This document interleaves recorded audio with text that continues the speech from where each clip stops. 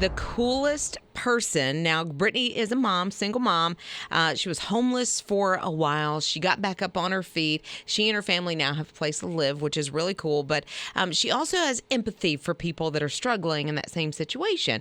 And so I guess she was braiding her daughter's hair one morning, and she thought, you know what, I could probably help some people. So she tweeted out, anyone know of a single parent who can't afford to get their child's hair done for school? Because I'll do it for free. And then she went on to kind of describe what she would do. All these people started reaching out to her. And she started braiding more and more people. She thought she would just get a couple.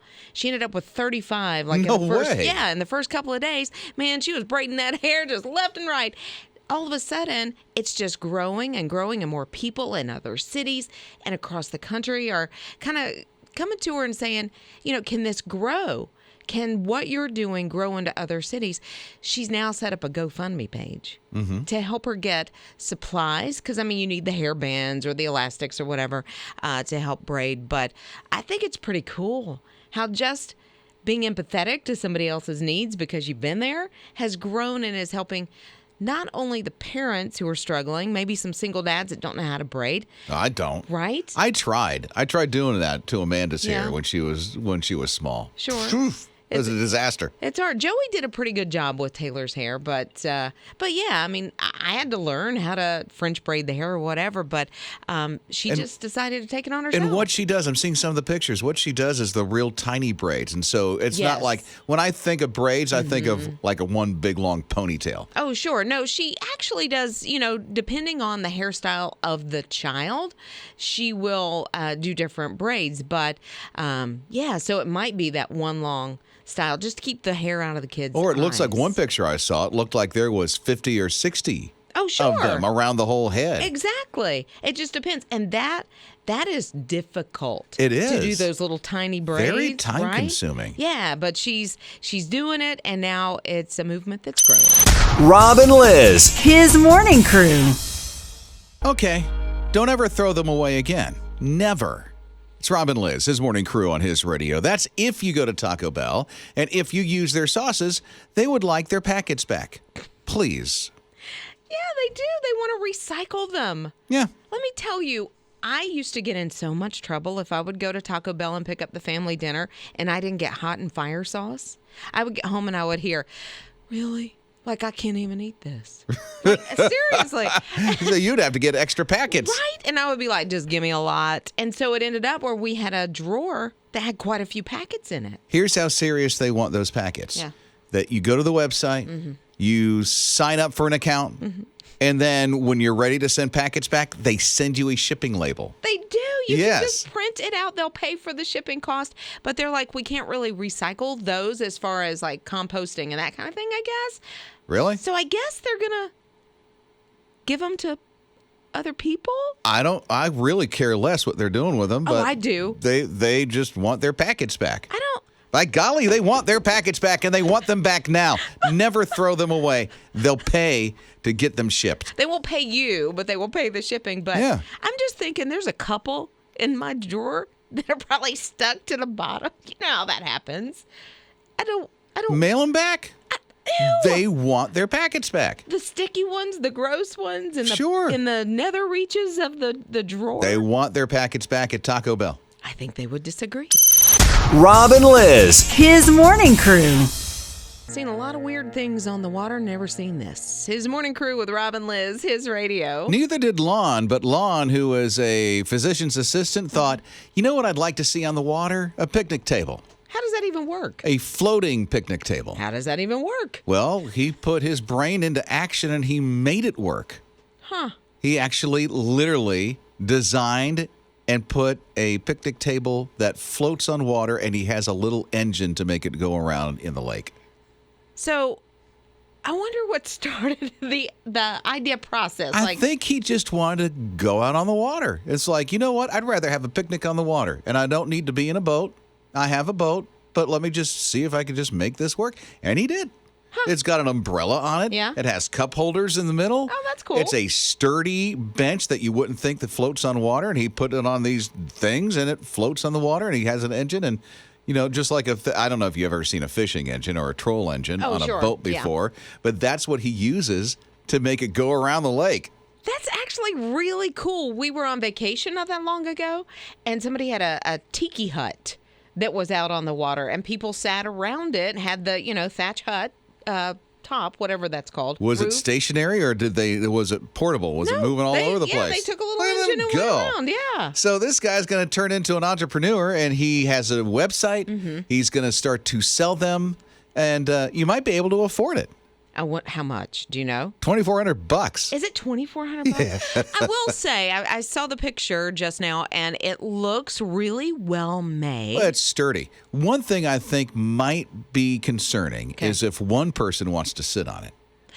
Then it's the weight's off. Yeah. I noticed he was on it, and like one side's like way up. If I sat on the thing, I think it would capsize. Rob and Liz, his morning crew. Let me tell you, Josiah is a cool little guy. He loves the sheriff's office. As a matter of fact, he wants to follow in his father's footsteps because his dad is in that line of work. It's Rob and Liz, his morning crew on his radio. Yeah, little Josiah was on his way to kindergarten this year, and it was kind of bittersweet. He was excited, I'm sure, got some new kicks and new outfit, and he was getting ready to meet his teacher for the first time. But he was missing part of what would be special about that day.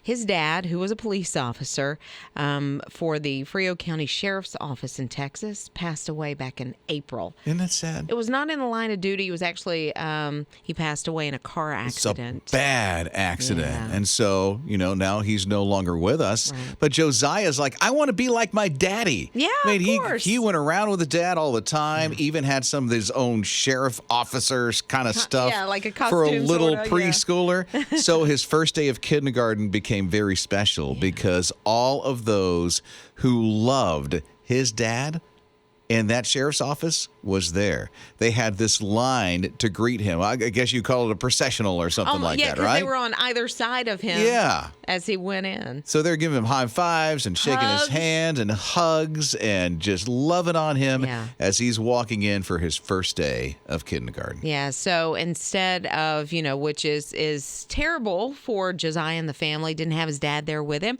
had about 12 dads in his stead to help him start that first day.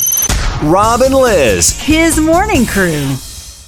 I think you'll notice, I am, that Liz seems excited about this. It's Rob and Liz, his morning crew on his radio. I am excited. The Little Mermaid is coming out. It's going to take longer, though. It's the live action version. I thought it was coming out like maybe early in 2022. No, we got to wait till 23. I'm not a fan of a lot of live action stuff that's already been animation and has been a classic. Mm-hmm. I liked Beauty and the Beast. I liked Cinderella. There were a couple of... Cinderella was made live action? Yeah. Oh, I totally missed that one. One of the first ones. I really like it. It's a good one to see. But so this is going to be a Little Mermaid. Javier Bardem is going to be in it. Huna Hana Ho? Javier Bardem, he was in... no idea who that is. He was one of the bad guys in a James Bond. I think it was Skyfall, the last one. So, I think her name is Halle Bailey is playing Ariel. Do you mean Barry? No, Bailey. I don't know who that is. Halle Berry's a little long in the tooth to be playing Ariel. I'm sorry, but... Wow, sorry. I'm just saying, Ariel's supposed to be I didn't say that. Ariel's supposed to be like 15 years old. Oh, okay. So it needs to be a teenager. Exactly, right. Now I understand. Yes. You weren't saying that Halle Berry's old as dirt. No. Because she's not. She's just not a teenager, for sure. Okay. And then Aquafina, whom I love, is going to play Scuttle. Aquafina? She was in, she's been in a lot of recent movies. She's I kind think of a comedian. Aquanet when you say that. Or water, right? Aquafina water. Aquafina or the water or something like that. Yeah. Well, all this makes me think about kids' characters. Yeah. Oh, yeah. That's so much fun to think about. When you take a look at some of those throwback, classic movies like The Little Mermaid and things like that. Yeah. So here's a thought this morning. A kid's movie character that best describes you. Oh, I know. Who you are. I know. Fairy godmother. Uh-huh. Fairy godmother, Cinderella. Okay. You don't think so? Well, what are you doing? Granting wishes? Yeah, well, I mean, that's what I would love to do. You know is what? go around I doing can that. somewhat see that. Bibbidi bobbidi boo. Because not only does she like to sing like that. Yeah. Because you hear Liz always bibbidi bopping and boo all over the place. But she likes to help people a lot. You go out, you help people. If I had unlimited resources, that's all I would do all day. She would. I mean, she's got that kind of caring heart. So for you, what is the kid movie character that best describes who you are? We'd love to hear from you. You can call or text. Rob and Liz, his morning crew. So here's the thought. If your life was a movie, what would the title be? Winnie's here at 800-447-7234. What is it for you, Winnie? It would be fight to live and live to fight. Why? Because that's my life has always been fighting to live and living to fight. I get that. Yeah. Yeah, God with you every step of the way. You hang in there, Winnie. Yeah. David said Charlie Brown. He would be that character in that movie because he has lots of friends. He's a little bit misunderstood. He's loyal to his dog, and he loves the little red-haired girl who is his bride, Kim. Oh, and by the way, he's bald. Is that what he said? Yes, there you that's go. what he said. Every step of the way. Now, does your bride pull the football away when you go to kick it? Oh, I hope not. I mean, neither, because you don't need that, right? No. 800-447-7234. His morning crew on his radio. Rob and Liz, his morning crew. This is the simplest hack ever. It really is. Ever. The simplest hack, and it's going to help you not spend a lot of money online. It's common sense. Mm-hmm. Sit in a very uncomfortable chair. Of course. There you go. Because if you're sitting in a big old comfy chair, you're just like, yeah, I need to buy that and I need to buy this. But if you are uncomfortable, first of all, you're probably going to get up a lot sooner than you would have if you were sitting in a comfortable chair. Yeah, well, you know that. That's Yeah. that's pretty obvious, isn't it? They said no comfy couch, uncomfortable chair. Yeah. Be very uncomfortable, you'll spend less. What a simple hack. I like it. They said restaurants have been doing this forever. Like fast food restaurants, you don't have like comfy, plush, big sofas when you're at McDonald's, Burger King, whatever. They're a little harder, the chairs are. And so you want to get your food down in your tummy and get out of there. Okay. Yeah. I see where you're going with that. Yeah. I'm going to bring my own chair in next time. You're just going to bring in your comfy couch? I'm going to bring in my comfortable lawn chair that I bring out to the soccer games to watch the kids. Just don't I'm wear gonna the bring that pajamas in. this time. I never wear... What? Where'd you pull that out of? Rob and Liz, his morning crew. I love it when you get more than what is expected. His morning crew with Rob and Liz, his radio. Yeah, like these two ladies that joined forces and they're going to renovate this really old home. And it turned out the carpet was hideous. So unexpected. Okay. Totally hideous. It's like we got to do something with this carpet if we're ever going to renovate this place and do something with it. Big 4-bedroom home. It's got a bunker. They were It's flipping it. I mean, yeah. Sorta. Yeah. So they're restoring it. I think they're going to sell it. I don't know what they're doing. But anyway, here's the thing. They ripped up the carpet. And then all of a sudden, there's this really old tile underneath it. And it turns out the tile underneath it goes back to 1875. It turns out that this hideous carpet was hiding type of a hidden treasure because this is like very rare and Victorian and beautiful. It's amazing. I bet this was like someone that was upper crust at the time because not everybody in the 1800s had floors like that. So they had to restore all the tiles and It's very beautiful. Yeah. So, and added value. It has to add value to this house. You would Has think. to. So they clean it up Yeah. and it looks really good. Yeah. I mean, it's certainly not modern because, but it is vintage. That's a better way of saying old.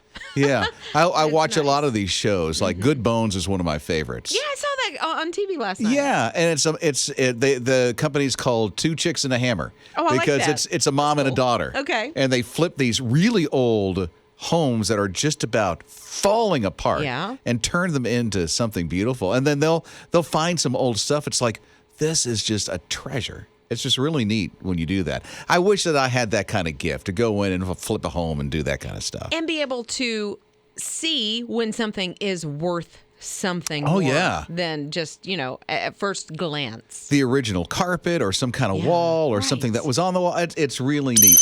Rob and Liz, his morning crew. There's excitement in the air for those who like Star Wars. I don't know if this will excite you, but it does some people. It's Rob and Liz, his morning crew on his radio, especially Macy's Thanksgiving Day Parade, when the very first ever, right? First ever. Yep. First ever Star Wars float is going to go down the parade route. And I'm so excited. What are those balloons, like 25 feet tall or something like They're that? humongous. Yes. They're as tall as the Empire State Building. I don't know about that. They're but taller than the Sears Tower. I don't think so. They're just as tall as the biggest building in Dubai. That's how big these balloons have become. Okay, that is not true at all. Okay, But so I they're- stretched it a little. Yeah, a little bit. But they're really, really, really big. And As Mount Everest. That's how huge these are. Grogu's going to make an appearance. Who? Grogu. They call him the child. Baby Yoda. Baby Yoda. Oh, wow. I That's how I know it. Baby Yoda, which they call the child in the Mandalorian Yes. series, right? Baby Yoda is the cutest Star Wars character I think ever. I'm just going to put it out there. Ever.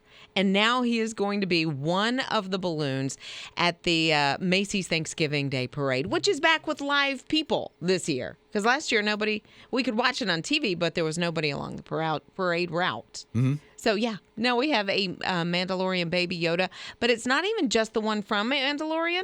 It's the Funko Pop. Oh. Which is like little plastic, so it's kind of over-exaggerated. With the big just a head. little bit. Yeah. I know what a Funko Pop is. It's the Yes. big head little things. Exactly. Yeah. So people collect them. Yeah. Oh, I have a couple that I like. I have, but there's a couple of Funko Pops for Baby Yoda that I feel like I need to get. Okay, so it's a Funko Pop that's actually Yes. going to be in the parade It's a Funko Pop balloon. of Baby Yoda. Yes. Okay. Which is just Does George Lucas know this? Oh, I'm sure he got the check and he's laughing. Rob and Liz, his morning crew. Doesn't look like Jay Leno can stay away from being on TV. He's would coming say. back. Well, yeah, once it gets in your blood, it's kind of hard to walk away. Yeah, he's coming back with a show. It's not The Tonight Show. Jay Leno, The Tonight Show. You may remember that. He was on Last Man Standing as a character not too long ago before that show just went off the air. But he's coming back and doing a reboot of an old show from the 50s that Groucho Marx used to do. Groucho Marx. Like, I know who Groucho Marx is, but I don't know really anything about him. Dude's cigar. Right. Groucho Marx. And the glasses. The little And it round was glasses. when he first came on, if I remember this correctly, he came on silent movies, right? Oh, what are those called? Silent movies. Are they? Oh, and then the talkies. There you go. What were those called? Remember those silent movies? What they called them silent movies? I You can't- know, then the talkies came out. I'll sit over here in the corner while you tell the story. I'll be back. You Bet Your Life was the name of the show that Groucho Marx did. It was a game show. So Jay Leno is going to be doing this on Fox. Here's the thing that I'm excited about. He's promised it's going to be clean. Oh, There's going to be no off-color stuff. It's going to be completely clean. And I'm like, okay, Hold up. I like that. It's coming out of Hollywood, and there's nothing going to be off color. That's what is said. Wow. I know, I right? like it. That would be such a breath of fresh air. Please bring it. So, Jay, please, just keep doing that.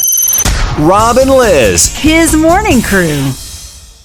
Liz, if you would, take a look at the text that came in from Jeff and help me understand this. Okay, you want me to read it? Okay. Please. When God's grace overflows in our life, we have a choice to either direct the excess grease or allow it to go to waste. I'm trying to, is this like a cook reference I don't think to the so. Bible? Okay, when God's grace overflows in your life, we have a choice to either direct the excess grease or allow it to go to waste. So there's got to be something with cooking, wait. grease, Wait. and waste. I got another text from Jeff. Okay. Asterisk, and then he says excess grace. And then he had the Oh. little, That makes sense. yeah, okay. I got it now. So, excess grace. excess grace to Okay. that makes sense. Yeah, because I was thinking, we making bacon this morning? Like, what's going on? I Excess thought it was grease. like a cool way that somebody who cooks An analogy. an analogy. Yeah. That's what I thought it was. Okay. But it wasn't. You know, that happens a lot. What's that?